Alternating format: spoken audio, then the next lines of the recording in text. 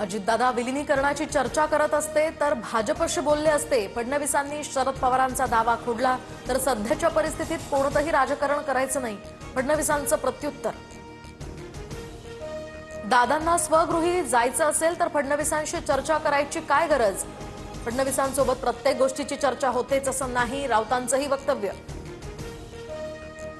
दोन्ही राष्ट्रवादी एकत्र येऊ नये हा कट शिजला आणि ठिणगी पडली। वडेट्टीवारांच्या वक्तव्याचा नेमका अर्थ काय?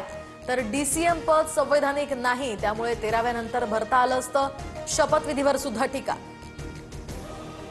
महाराष्ट्राच्या हितासाठी आम्ही एनडीए सोबत मित्रपक्ष म्हणून भाजपचं आम्हाला सहकार्य। वडेट्टीवारांना आमच्या पक्षावर बोलण्याचा नैतिक अधिकार नाही, तटकरेंचा पलटवार। दादांचा पक्ष गोयल, पटेल आणि शहांच्या हाती गेला। अजित पवारांचा मृत्यू सुद्धा रहस्यमय, संसदेत प्रश्न उपस्थित करणार, संजय राऊतांचं वक्तव्य।